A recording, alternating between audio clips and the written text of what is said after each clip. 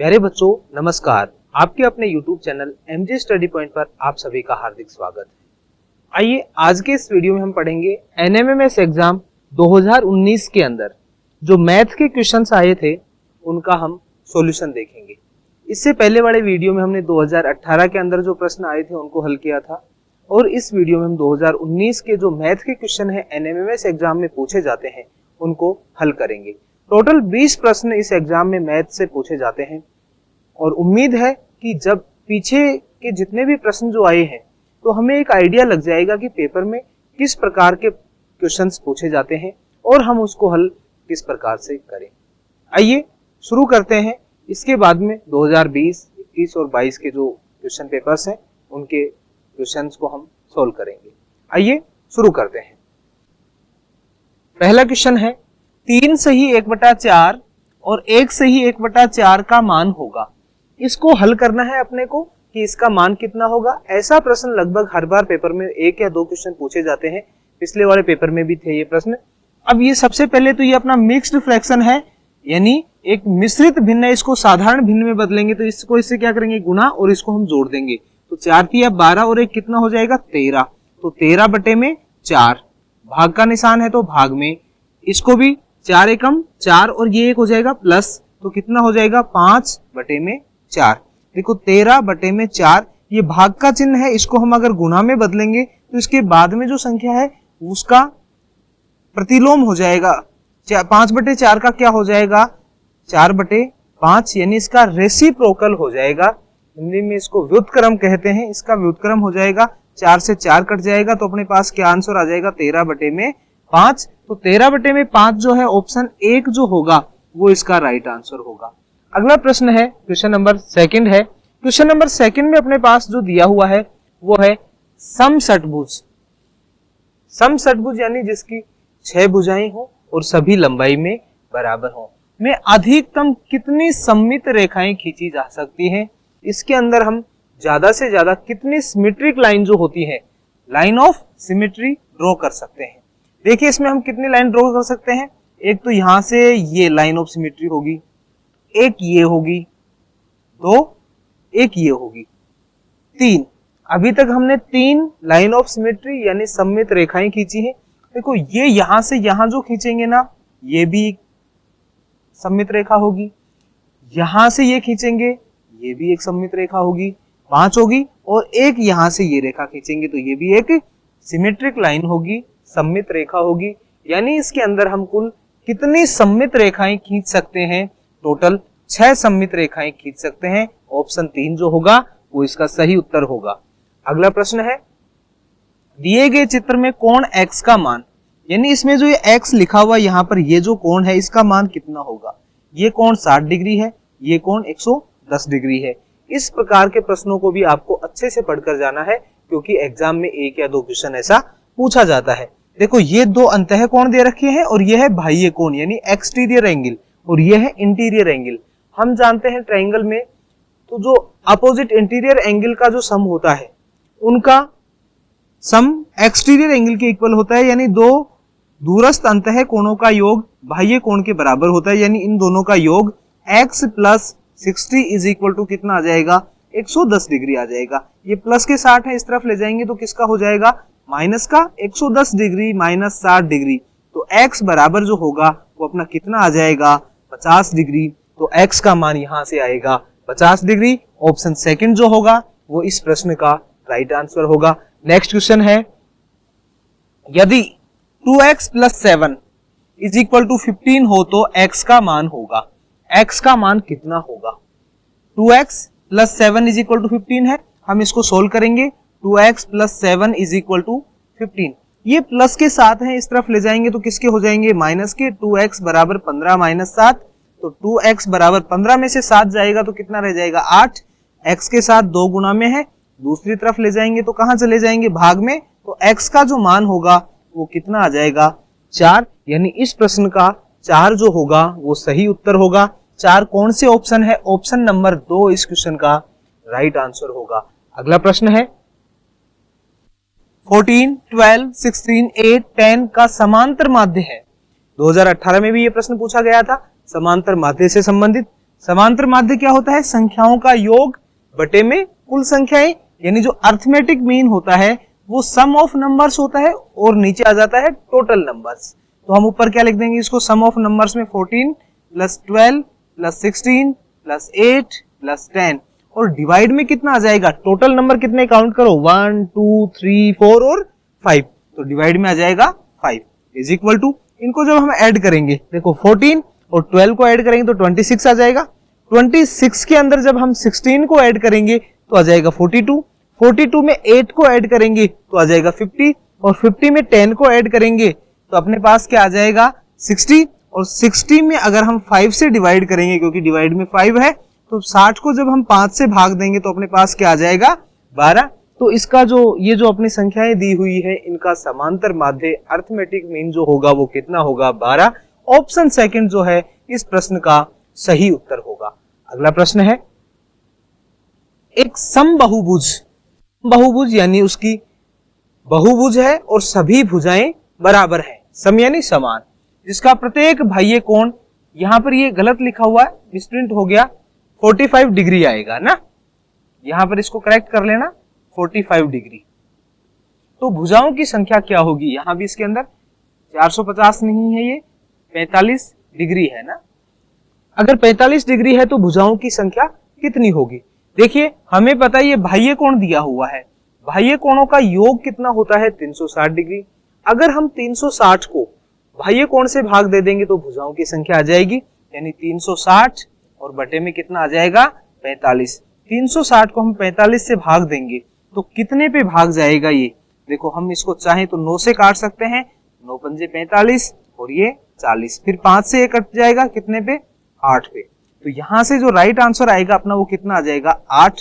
8 कौन से ऑप्शन में है? ऑप्शन नंबर 3 जो होगा वो इस प्रश्न का सही उत्तर होगा, क्योंकि पूछा क्या है? भुजाओं की संख्या, और भुजाओं की संख्या क्या होता है? n इज इक्वल टू 360 बटे में प्रत्येक बाह्य कोण, यानी ईच एक्सटीरियर एंगल।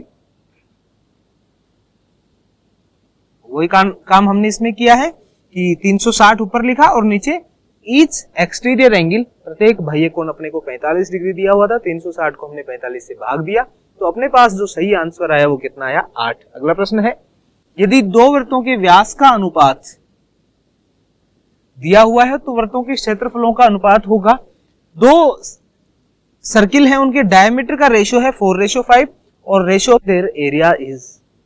ध्यान रखना बेटा, ये रेशियो डायमीटर का दिया हुआ है, चाहे डायमीटर का रेशियो दे चाहे रेडियस का रेशियो दे, अगर हमें पूछे कि उनके एरिया का रेशियो क्या होगा तो हम क्या करेंगे? डायरेक्ट पाई आर स्क्वायर लगा देंगे। पाई आर स्क्वायर, देखो बेटा, पाई एक सर्किल है तो r1 स्क्वायर, फिर रेशियो पाई r2 स्क्वायर, तो पाई से तो पाई कट जाएगा। केवल अपने को जब रेशियो दिया हुआ है और एरिया का रेशियो पूछे तो उसमें एक ही काम करना है, सीधा इनका स्क्वायर कर देना है। देखिए 4 का स्क्वायर करेंगे तो कितना आएगा? 16 रेशियो, 5 का स्क्वायर करेंगे तो 25, तो ये इसका राइट आंसर होगा ऑप्शन नंबर 3, 16 रेशियो 25, ये इसका सही आंसर होगा। ध्यान रखिएगा, चाहे डायमीटर दिया हुआ हो चाहे रेडियस दिया हुआ हो, अगर दोनों चीजों में से कोई भी एक दे रखा है और उनके एरिया का रेशियो पूछा है तो हम जो रेशियो दिया हुआ है उसका डायरेक्ट वर्ग कर देंगे। अगला प्रश्न है, किसी बहुफलक में यदि 8 शीर्ष और 6 फलक है तो उसके किनारों की संख्या होगी। देखो इसमें क्या क्या दिया हुआ है, एक तो वर्टिसेस दिया हुआ है और फेस दिए हुए हैं, और एज पूछे कि एज कितने होगा। ये फॉर्मूला ध्यान रखना, इससे संबंधित एक प्रश्न पेपर में बार बार पूछा जाता है कि F plus V is equal to E plus 2, ये इसको हम आयलर फॉर्मूले के नाम से जानते हैं। कभी पेपर में डायरेक्ट ऐसा भी पूछ लेता है कि आयलर सूत्र क्या होता है, आयलर फॉर्मूला क्या होता है। F तो क्या है? फलकों की संख्या हिंदी में तो, और फेस इंग्लिश में, V से मतलब है वर्टेक्स और हिंदी में क्या कहेंगे? शीर्ष, कुल शीर्ष कितने हैं। E से क्या होगा इंग्लिश में? तो एज, और हिंदी में किनारों की संख्या। यानी यहां पर F, V और E क्या है? F तो फलक है, V शीर्ष है वर्टेक्स, E क्या है? एज यानी किनारे। अब यहां अपने को क्या दिया हुआ है? शीर्ष, शीर्ष तो 8 है तो शीर्ष की जगह हम 8 रख देंगे, और फलक कितने हैं 6, ये लो 6 प्लस कर देंगे बराबर ई का मान अपने को निकालना है तो ई प्लस 2। देखो 6 और 8 कितने होते हैं बेटा 14, और ये प्लस का 2 इस तरफ आएगा तो किसका हो जाएगा माइनस का, तो कितना आ जाएगा ई का मान जो है 12 आ जाएगा। ऑप्शन नंबर 1 सही उत्तर होगा, क्योंकि 8 और 6 ये तो 14 हो रहे, और इस तरफ क्या है ई प्लस 2, यानी 2 जोड़ने पर 14 आना चाहिए, तो ई कितना आएगा 12 और 2 कितने हो जाएंगे 14, तो ई जो होगा उसका वैल्यू कितनी आएगी 12। टोटल नंबर ऑफ एजेस यानी किनारों की जो संख्या होगी इसकी वो कितनी होगी 12। अगला प्रश्न है संख्या 245 में 4 का एकाधिक पूर्वेण है। इस प्रकार का प्रश्न 18 में भी आया था और 19 में भी, लेकिन अब हमारे इस प्रश्न के आने की संभावना नहीं है, क्योंकि इसका कारण यह है कि ये वैदिक गणित है जो पहले हमारे सिलेबस में थी लेकिन अब हमारे सिलेबस में नहीं है, तो ये प्रश्न आने की संभावना नहीं है, ऐसे प्रश्न हमारे नहीं आएंगे। देख लेते हैं इसको। 4 का एकाधिक पूर्वेण यानी पहले का, एकाधिक यानी एक अधिक, तो 4 ये लो 4 ये रहा यहां पर, इसके पहले क्या है 2 का एक अधिक करेंगे तो कितना हो जाएगा 3, तो ऑप्शन 4 इसका क्या हो जाएगा सही उत्तर हो जाएगा। अगला प्रश्न है एक कोण का मान अपने संपूरक कोण के बराबर है, वह कोण है। ये 8th की बुक में भी है, 7th की बुक में भी, ये डायरेक्ट क्वेश्चन भी दिया हुआ है 7th की बुक में है कि angle which has equal value as its supplementary angle. देखो एंगल क्या होता है, एक तो सप्लीमेंट्री होता है और एक कॉम्प्लीमेंट्री होता है, पूरक और संपूरक। यहां संपूरक दिया हुआ है यानी उन दोनों का योग कितना होगा 180 डिग्री, दोनों एंगल का योग तो होना चाहिए 180 डिग्री, लेकिन दोनों अपने एक दूसरे के बराबर है, तो कैसे होंगे दोनों 90-90 डिग्री के होंगे, एक भी 90 डिग्री का और दूसरा भी 90 डिग्री का होगा, तभी वो संपूरक कोण बनेंगे, एक दूसरे के सप्लीमेंट्री एंगल होंगे। तो थर्ड ऑप्शन जो होगा इसका राइट आंसर होगा। अगला प्रश्न है क्या 121 की घन संख्या होगी, यानी the cube of number 121 will be.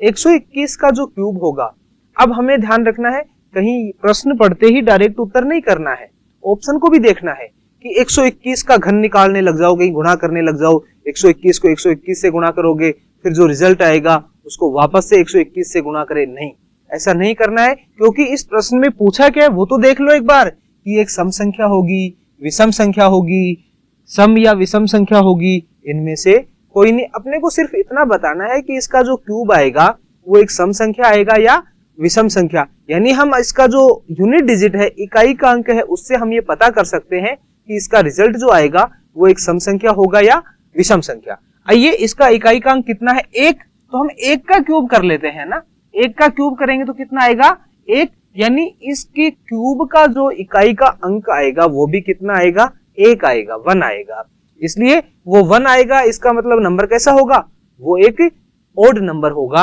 विषम संख्या होगी।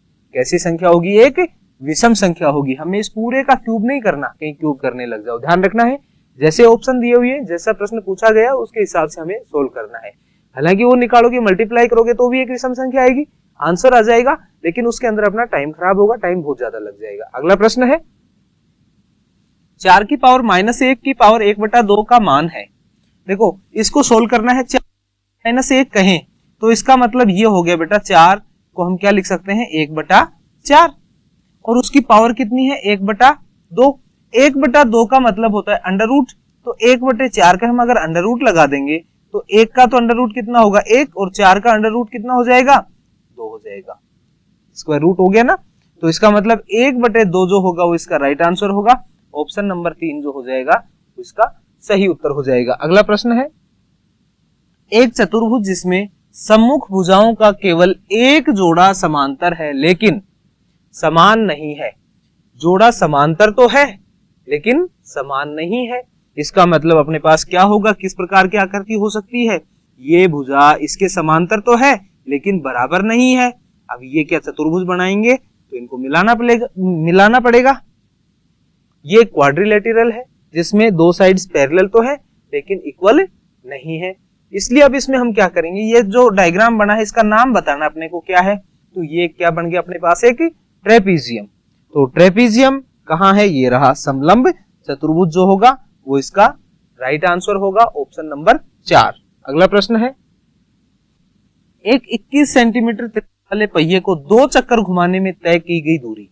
ऐसा प्रश्न 2018 में भी आया था और 19 में भी रिपीट हुआ है। केवल इस पहिए की त्रिज्या को चेंज कर दिया। यहाँ r कितना है 21 सेंटीमीटर और वहां r कितना दिया हुआ था अपने को 35 सेंटीमीटर।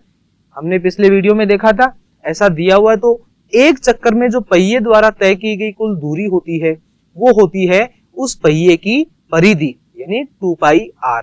और इसमें कितने चक्कर पूछे हैं 2 चक्कर, तो अपनी जो परिधि आएगी उसको हम किससे गुणा कर देंगे 2 से गुणा कर देंगे। आइए पहले इसकी हम परिधि निकाल लेते हैं 2 पाई r, 2 इंटू पाई की जगह 22/7 और r की 21, 7 से कट जाएगा 7 तिया 21, 7 एकम 7, तो कितना आ गया 2 गुणा 22 गुणा 3, 2 गुणा 22 गुणा 3। अब हम इसको गुणा कर लेंगे तो अपने पास कितना आ जाएगा 132 सेंटीमीटर यानी 132 सेंटीमीटर। केवल यहाँ सेंटीमीटर दिया हुआ है तो सेंटीमीटर ही आएगा ना, मीटर होता तो मीटर आ जाता। ये तो केवल एक चक्कर में तय की गई दूरी है, लेकिन चक्कर कितने लगाए उसने 2, तो हम इसको किससे मल्टीप्लाई कर देंगे 2 से। 132 को हम जब 2 से गुणा करेंगे तो अपने पास कितना आ जाएगा 264 सेंटीमीटर। ऑप्शन 1 जो होगा वो इसका सही उत्तर होगा। अगला प्रश्न है 39:65 का सरलतम अनुपात, यानी केवल इसको सिंपलेस्ट फॉर्म में अपने को लिखना है। ये लो 39 रेशियो है 65, किसी से कट रहा है क्या, ये 13 से कट रहा है। 13 की टेबल में आते हैं दोनों, 13 के पहाड़े में आते हैं। 13 × 3 = 39, 13 × 3 = 39 और 13 × 5 = 13 × 5 = 65, 3/5 यानी इसको हम लिख सकते हैं 3:5, 3:5, 3:5। ऑप्शन 1 जो होगा वो इसका सही उत्तर होगा। अगला प्रश्न है बोधायन प्रमेय क्या होती है। देखो बोधायन प्रमेय जो होती है वो पाइथागोरस थ्योरम जिसको हम कहते हैं, उसी का नाम बोधायन प्रमेय भी है। पाइथागोरस यहाँ ब्रैकेट में लिखा हुआ भी है, अगर मान लो लिखा हुआ नहीं होता तो भी अपने को ध्यान रखना है कि बोधायन प्रमेय क्या होती है, पाइथागोरस थ्योरम ही होती है। इसमें ये कौन सी त्रिभुज में अप्लाई होती है, केवल और केवल राइट एंगल ट्राइंगल में ये लागू होती है, यानी जो समकोण त्रिभुज होती है उसमें ये लागू होती है। किसके लिए है ये, समकोण त्रिभुज के लिए है ये, किसके लिए, राइट एंगल ट्राइंगल के लिए। अगला प्रश्न है इसके अंदर देखिए, प्रथम 100 प्राकृत संख्याओं में कितनी पूर्ण वर्ग संख्याएं होती है, यानी 1 से लेकर 100 तक की जो प्राकृत संख्याएं हैं उसमें कितनी पूर्ण वर्ग संख्याएं होती है। जैसे देखिए 1, 4, 9, 16, 25, ये सब पूर्ण वर्ग संख्याएं हैं, यानी किसी ना किसी संख्या का वर्ग है। ऐसे 100 तक चलेंगे तो सारी नहीं लिखनी अपने को। ये देखो 100 तक में 9 का वर्ग कितना होता है 81, 81। 10 का वर्ग कितना होता है 100, यानी यहां पर अपने 100 तक पहुंचने में कितनी संख्याएं काम में आई, 1, 2, 3, 4, 5, 6, 7, 8, 9 और 10, क्योंकि 10 का वर्ग कितना होता है 100। तो इससे टोटल जो संख्याएं होंगी, जो पूर्ण वर्ग संख्याएं हैं वो कितनी होंगी 10। कौन कौन सी होंगी, 1, 4, 9, 16, 25, 36, 49, 64, 81 और 100। ये जो टोटल संख्याएं होंगी ना ये पूर्ण वर्ग संख्याएं होंगी, और ये कितनी संख्याएं हैं 10। तो इसका राइट आंसर हो जाएगा ऑप्शन नंबर 1।